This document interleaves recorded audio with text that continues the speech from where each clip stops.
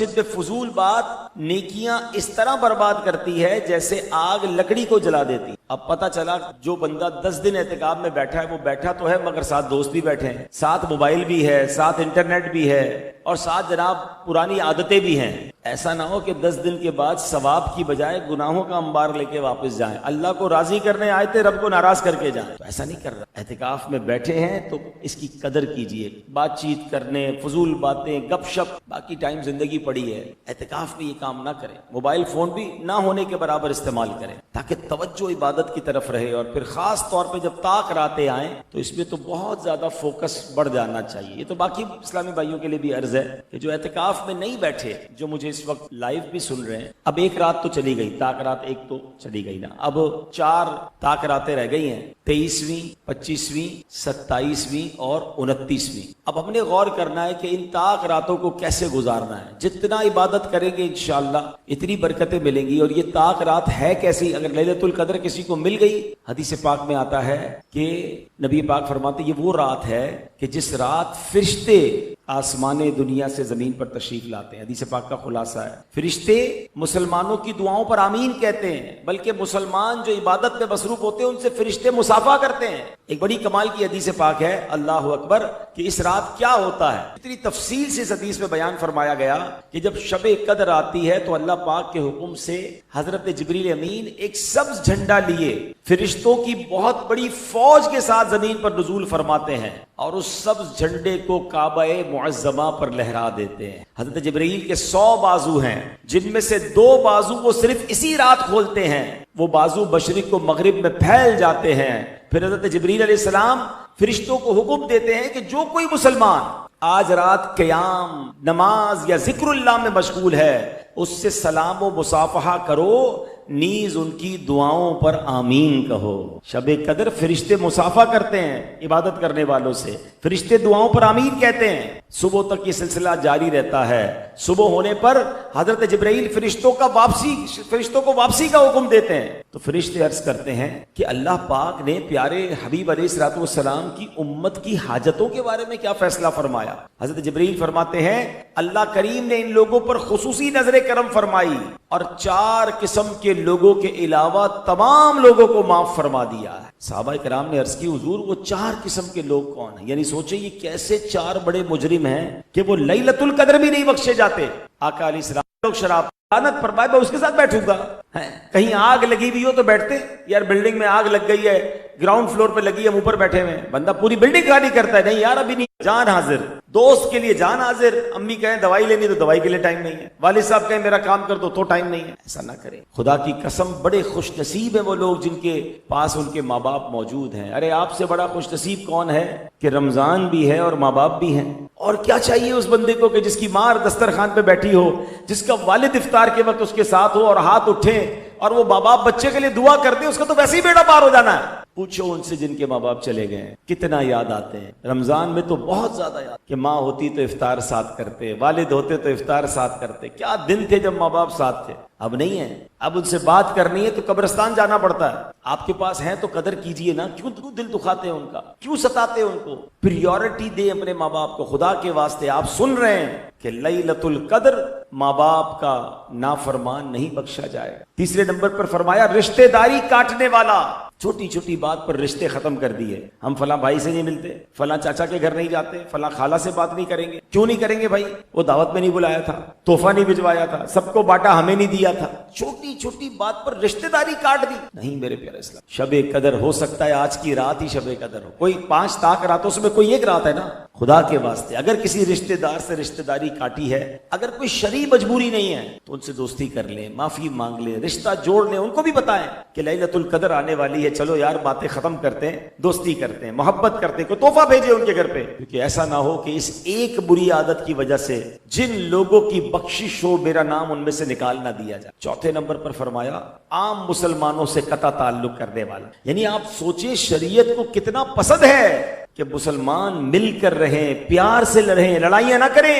یعنی دو الگ کیٹیگری بنائی. رشتہ داری کاٹنے والا بھی نہیں بخشا جائے گا، عام مسلمانوں سے بھی قطع تعلق کرنے والا نہیں بخشا جائے گا. تو اب آپ غور کر لیں، رشتہ دار تو چیک کرنے ہی کرنے، عام مسلمانوں میں کن کن سے لڑائی رکھی ہوئی ہے، کن کن سے بات چیت بند ہے، سب سے معافی مانگ لیں، سب سے دوستی کریں، کیونکہ مجھے بخشش چاہیے، مجھے بخشا جانا چاہیے، ورنہ نہیں بخشے گئے تو برباد ہو جائیں. میرے آقا علیہ السلام کی وہ آمین یاد رکھیں. حضرت جبریل امین نے دعا کی تھی نا، یا اللہ جو رمضان کو پائے اور اپنی مغفرت نہ کروا سکے وہ ہلاک و برباد ہو جائے. تو اللہ کے نبی علیہ السلام نے اس پر آمین فرمایا تھا. تو کیا معلوم اللہ نہ کرے. دیکھیں یہ بات تو طے ہے کہ جو رمضان کو پا کر مغفرت نہیں کروا سکے گا وہ برباد ہوگا. نبی پاک نے آمین کہا. اب 5-6 دن رہ گئے ہیں، ہمیں نہیں پتا ہماری بخشش ہوئی کہ نہیں. اب یہ 5-6 دن نہایت توجہ، نہایت گریہ وزاری اور ان 4 بڑے گناہوں سے توبہ کر کے گزارنے کہ نہ شراب پینی، نہ قریب جانا ہے، نہ جناب ماں باپ کو ستانا ہے،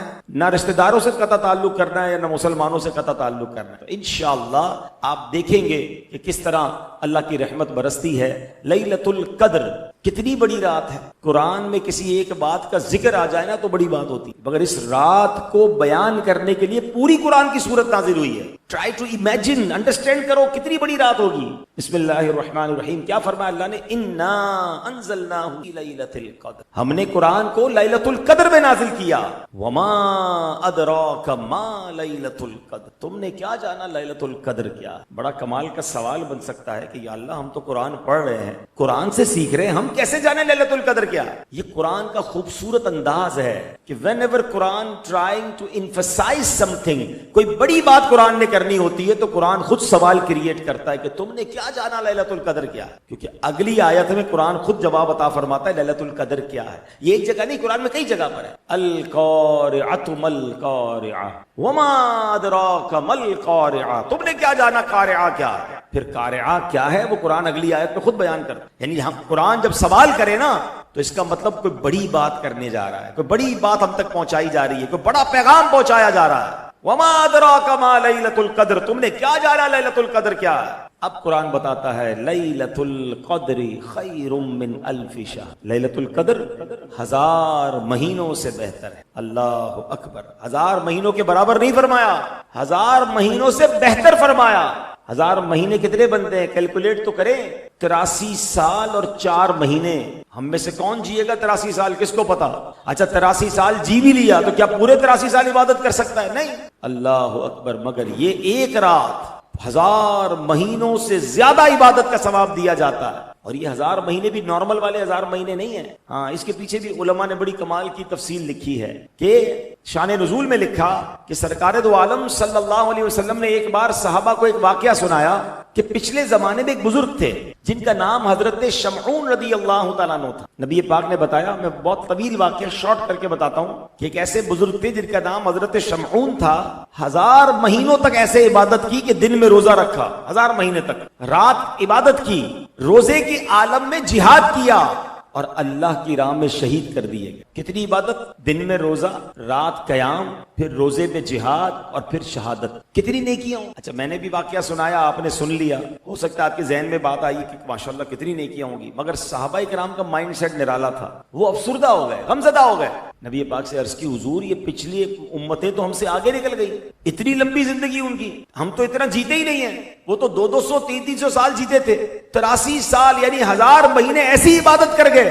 ہمارے پاس تو اتنی عبادتیں نہیں ہیں. صحابہ رنجیدہ ہوئے تو نبی پاک کے دل پر بھی غم طاری ہوا. اور سرکار دو عالم علیہ السلام کے دل پر غم طاری ہو یہ رب کو کب گوارا ہے. جبریل امین حاضر ہوئے اور عرض کی یا رسول اللہ غمزدہ نہ ہو، اللہ نے آپ کی امت کو ہر سال ایک رات عطا کر دی ہے، جو اس ایک رات میں عبادت کرے گا حضرت شمعون کی وہ 1000 مہینوں سے کی گئی عبادت سے زیادہ ثواب کما لے گا.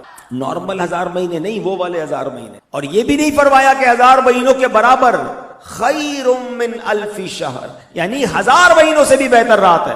سوچو نا یار، ایک رات کو پھر کتنا ٹارگٹ کرنا چاہیے؟ ہمیں کوئی کہہ دے یار 5 راتیں کام کرو 1 کروڑ روپے ملیں گے، ہم کہیں گے یار 10 راتوں پہ کچھ زیادہ ملیں گے تو ہم پورے 10 راتیں کام کر لیتے ہیں۔ بھائی ہمیں یہ بھی نہیں کہا کہ پورے رمضان میں کوئی رات لیلۃ القدر ہے ڈھونڈو، ہمیں یہ بھی نہیں فرمایا کہ آخری عشرے کی 10 راتوں میں سے کوئی رات لیلۃ القدر ہے تلاش کرو۔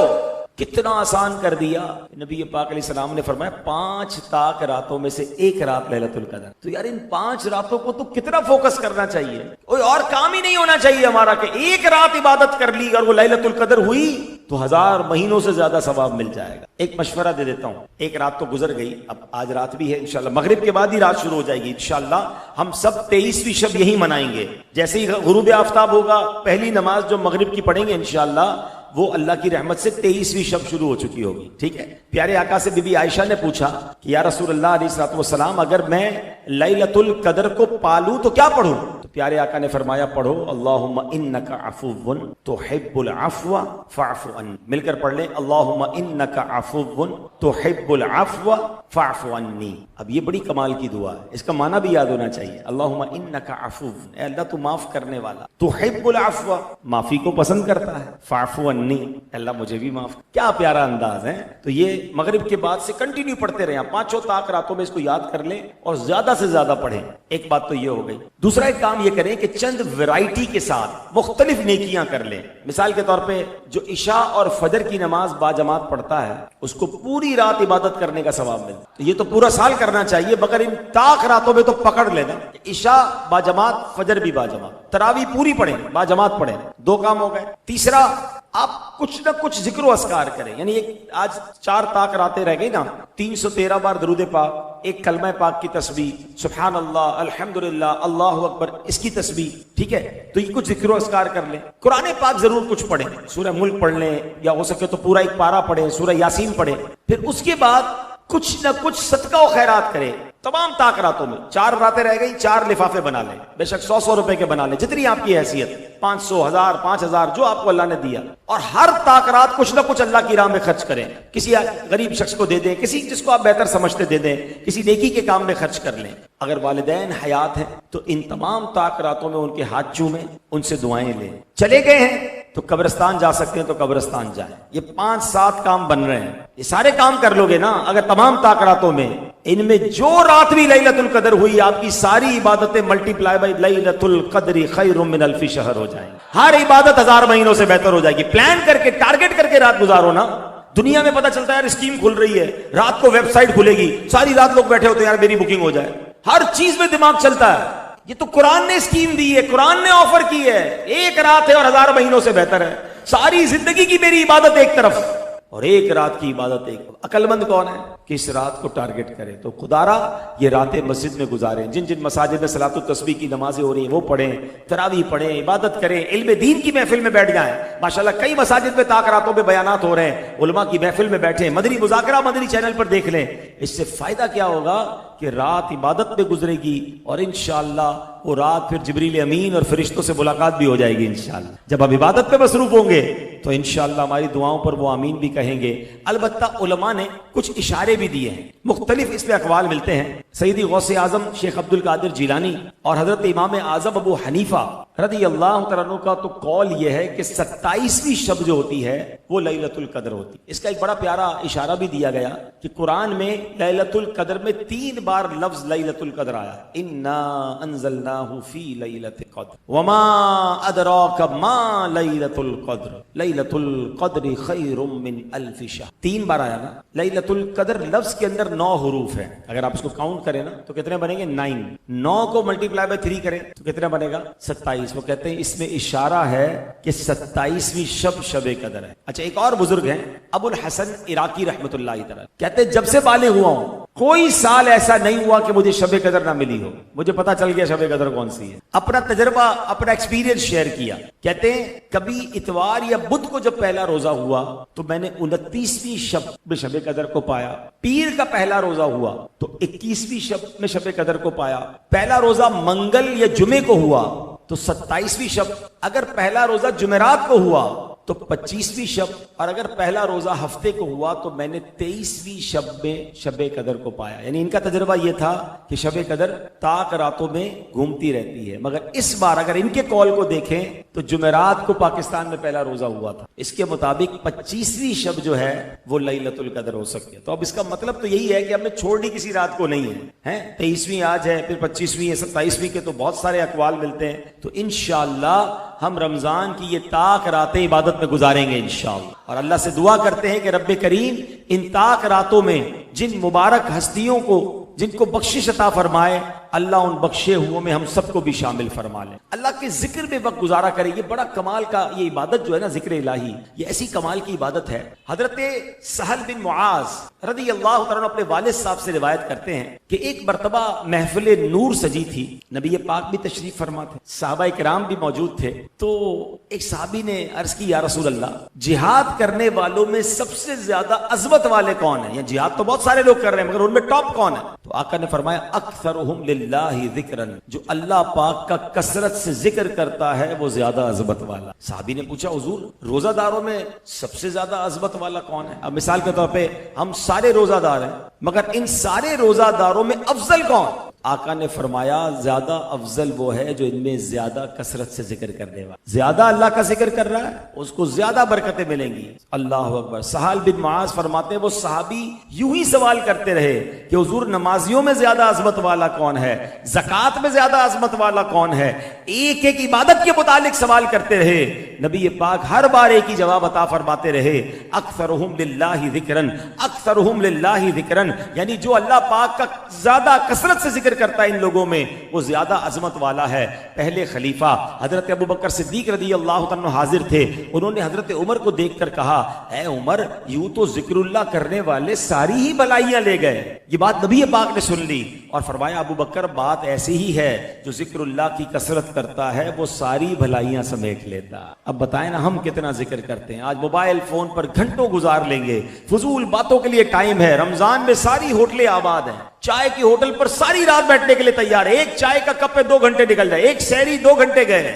یار یہ دن اور راتیں تو ذکر کرنے کے لیے تھی، عبادت کرنے کے لیے تھی، دعائیں کرنے کے لیے تھی، مگر ہماری زبان سے ذکر الہی بہت کم ادا ہوتا. کتنا دور ہیں ہم ذکر سے. ذرا مل کر کہیے سبحان اللہ، الحمدللہ، اللہ اکبر، لا الہ الا اللہ. کتنی دیر ہوئی؟ 4 جملے کہے، میکسیمم ممکن ہے 30 سیکنڈ، 1 منٹ بھی پورا نہیں لگا. آپ کو پتا ہے آپ سب نے کیا کما لیا؟ کاروبار کریں، پوری دن محنت کریں، کیا کماتے ہیں؟ 30 سیکنڈ میں آپ نے 4 جملے کہے.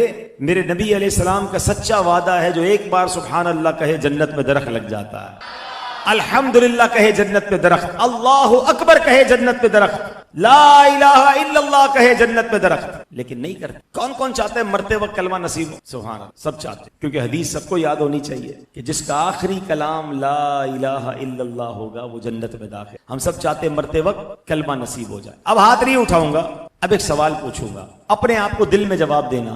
مرتے وقت سب کو کلمہ چاہیے. آج پورے دن میں کتنی بار کلمہ پڑھا ہے؟ پچھلے پورے ہفتے میں کتنی بار کلمہ پڑھا ہے؟ پچھلے پورے مہینے میں کتنی بار آپ نے کلمہ پڑھا؟ اپنے آپ سے پوچھے.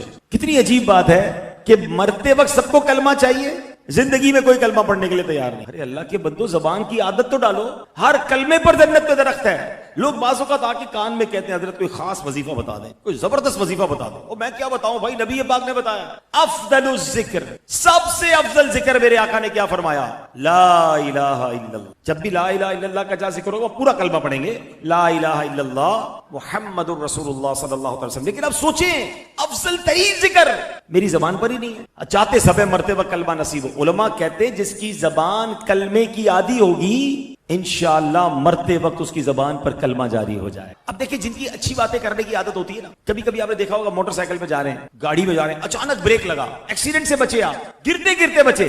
کیا نکلا زبان سے؟ کچھ لوگوں کی زبان سے نکلتا لا الہ الا اللہ، یا اللہ، یا رسول اللہ، یا غوث پاک. کیوں نکلا؟ آپ کی زبان اس کی عادی تھی. اندر آپ نے اچھی چیزیں بھری ہوئی ہیں. اور کچھ ایسے بھی بد نصیب ہوتے ہیں کہ ایکسیڈنٹ ہوتا ہے تو منہ سے گالی نکلتی ہے، ابے پتہ نہیں کیا کیا کہہ رہے ہو. کیسے نکلا زبان سے؟ کہ اس کی زبان اس چیز کی عادی ہے. یہ دنیا کا ایکسیڈنٹ ہے، تھوڑا سا دھکا لگا ہے، آپ کے اندر جو تھا باہر آ گیا. موت کے وقت تو 1000 تلوار کے وار سے بڑے جھٹکے لگ رہے ہیں. سکرات کا عالم تو بڑا مشکل ہے. اگر اس وقت بھی گالیاں نکل آئیں تو اس وقت بھی بری باتیں نکل آئیں تو کہاں جائیں گے؟ کیا مرتے وقت بری باتیں کرتے ہوئے مرنا چاہتے ہیں؟ اگر چاہتے ہیں کہ مرتے وقت اچھی باتیں زبان پہ آئیں تو زبان کو اچھی باتوں کا عادی بنائیں، کلمے کا عادی بنائیں، درود کا عادی بنائیں۔ میں سو جاؤں یا مصطفیٰ کہتے کہتے، کھلے آنکھ صلی اللہ کہتے کہتے، تو ایسی عادت ہوگی تو ہوگا نا۔ سوتے وقت کلمہ پڑھے، درود پڑھے، بندہ سبحان اللہ درود شریف پڑھتے پڑھتے مدینے کی یادوں میں سو جائے، صبح اٹھتے ہی دعا پڑھے، الحمدللہ الذی احیانا بعد ما اماتنا والیہ النشور۔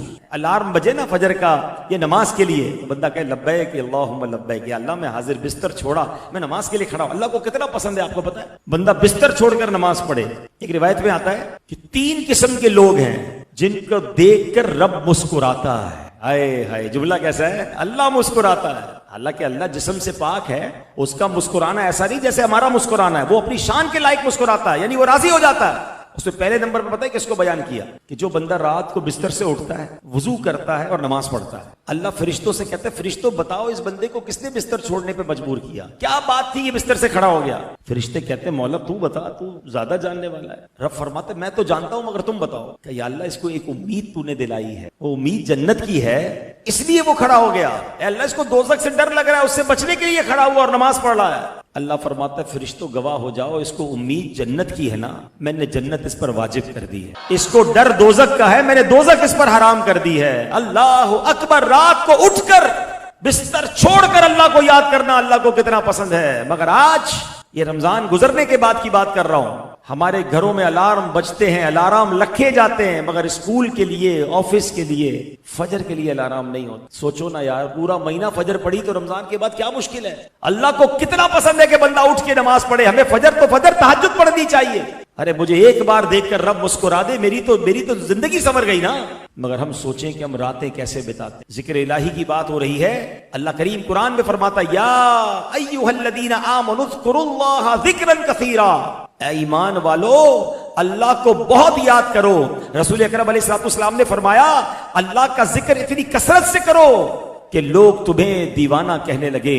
ایک اور جگہ رب کریم عز و جل ارشاد فرماتا ہے فاذکرونی اذکرکم واشکروا لی ولا تکفرون، تم میری یاد کرو میں تمہارا چرچا کروں گا، اور میرا حق مانو اور میری ناشکری نہ کرو۔ تفسیر نعیمی میں اس آیت کریمہ کا ذرا خلاصہ سنیے گا، ایمان تازہ ہو جائے گا۔ مفتی صاحب فرماتے ہیں اللہ فرماتا ہے لوگوں میرا ذکر کرو، اس کا نتیجہ یہ ہوگا کہ عالم میں تمہارا چرچا ہوگا۔ تم مجھے اطاعت سے یاد کرو، میں تمہیں رحمت سے یاد کروں گا۔ تم مجھے دعا میں یاد کرو، میں تمہیں عطا سے یاد کروں گا۔ تم مجھے حمد و ثنا سے یاد کرو، میں تمہیں نعمت سے یاد کروں گا۔ تم مجھے دنیا میں یاد کرو، میں تمہیں آخرت میں یاد فرماؤں گا۔ تم مجھے راحت و آرام میں یاد کرو، میں تمہیں مصیبت و بلا میں یاد کروں گا۔ آرام آتا ہے تو ذکر بھول جاتے ہیں، ارے راحت میں رب کو یاد کرو، رب مصیبت میں یاد فرمائے گا۔ تم مجھے نیکیوں میں تلاش کرو، نیکیاں کر کے یاد کرو، میں تمہیں ہدایت میں یاد کروں گا۔ اے لوگو تم کہو یا ربی، اے میرے رب، میں کہوں گا عبدی، اے میرے بندے۔ تم کہو میں گناہگار ہوں، میں کہوں گا میں غفار ہوں۔ اللہ اکبر۔ حدیث قدسی میں ہے اللہ پاک ارشاد فرماتا ہے بندہ میرا ذکر کرتا ہے میں اس کے ساتھ ہوتا ہوں، اگر وہ دل میں مجھے یاد کرے میں اسے اکیلا ہی یاد کرتا ہوں، اگر وہ مجمع میں مجھے یاد کرے میں اس سے بہتر مجمع میں یعنی فرشتوں میں اسے یاد کرتا ہوں۔ اب بتاؤ نا کیوں نہ اللہ کا ذکر کریں کہ جب میں رب کا ذکر کروں تو رب سبحان اللہ اپنے کرم سے مجھے یاد فرمائے۔ ایک بار حضرت پیر مہر علی شاہ صاحب کتنے بڑے بزرگ ہیں، بابا فرید کے مزار پر ہر سال جاتے تھے، تو کسی بد مذہب نے کہا کہ آپ اتنے بڑے ولی ہو کر، اتنے بڑے عالم ہو کر مزار پہ آتے ہیں اور ہر سال آتے ہیں۔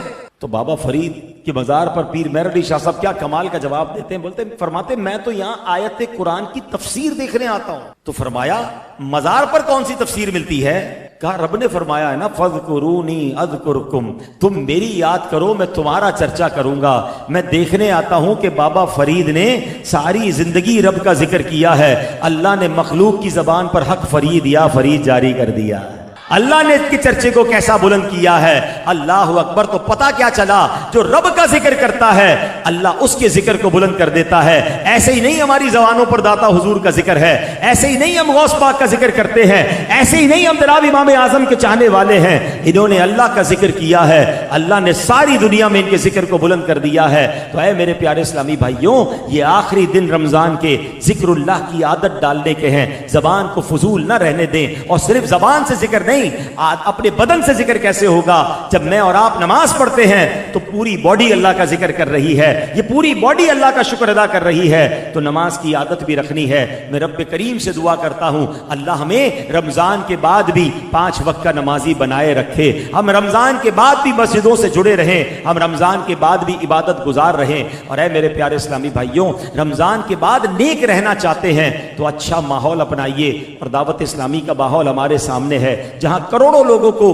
گناہوں کی عادت چھڑوا کر نیکیوں کی راہ پر دعوت اسلامی نے لگایا. ہم اس ماحول سے وابستہ رہیں. اور اس مہینے میں ایک گزارش اور کروں گا کہ جہاں ہم اپنی زکوٰۃ, اپنے عطیات دیتے ہیں, بالکل دینے چاہیے. اس میں پہلا حق ہمارے اپنے غریب رشتہ داروں کا ہے, اور اس کے بعد دعوت اسلامی جو ماشاءاللہ دنیا بھر میں دین متین کی خدمت کر رہی ہے, اپنے ڈونیشن میں, اپنی زکوٰۃ میں دعوت اسلامی کا ساتھ دیں تو انشاءاللہ یہ دین کا پیغام اور آگے بڑھے گا.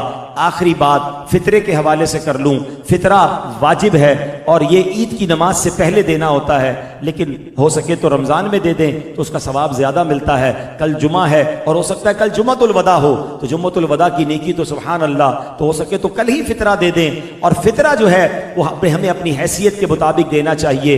حدیثوں میں 4 قسم کا فطرہ بیان ہوا, گندم کا, جو کا, کشمش کا, کھجور کا. جو نارمل اسلامی بھائی ہیں, مڈل کلاس غریب لوگ ہیں, وہ اگر گندم کا فطرہ دیں تو ٹھیک ہے, مگر وہ جن کو اللہ نے نوازا ہے, بہترین سحری افطاریاں کروائی ہیں, عید کے بہترین کپڑے جنہوں نے تیار کیے ہیں, تو ان کو پھر فطرہ بھی اپنی حیثیت کے مطابق بہترین دینا چاہیے. تو اس کے لیے بھی گزارش کروں گا کہ فطرے میں بھی اپنی دعوت اسلامی کو یاد رکھیں. رب کریم ہم سب کا جمع ہونا اپنی بارگاہ میں قبول فرمائے. اللہ اس مسجد کو شاد و آباد فرمائے, اور اس کو آباد کرنے والوں کے گھروں کو بھی آباد فرمائے. آمین بجاہ النبی الامین صلی اللہ علیہ وسلم. اب انشاءاللہ مناجات. گناہوں سے مجھ کو بچایا الہی, مجھے نیک انسان بنایا الہی. تجھے تو خبر ہے میں کتنا برا ہوں, تو عیبوں کو میرے چھپایا الہی, تو عیبوں کو میرے چھپایا الہی.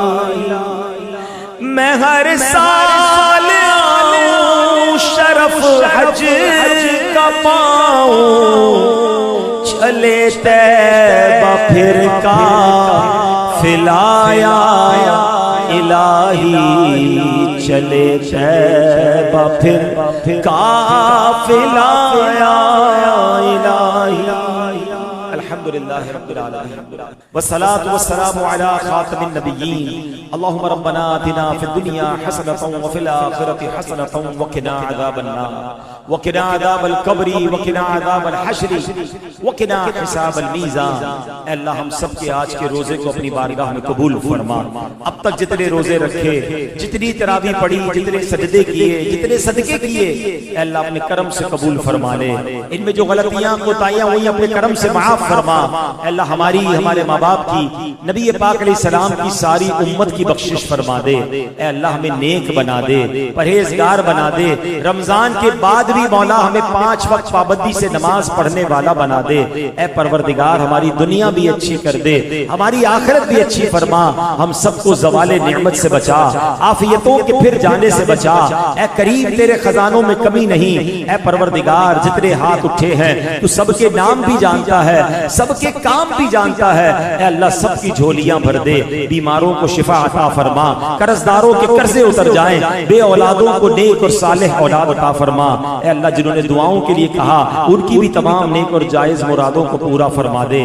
اللہم ربی یسر ولا تعسر وتمم لنا بالخیر یا فتاح وبک نستعین، وصلی اللہ تعالی علی خیر خلقہ محمد وآلہ وصحبہ اجمعین برحمتک یا ارحم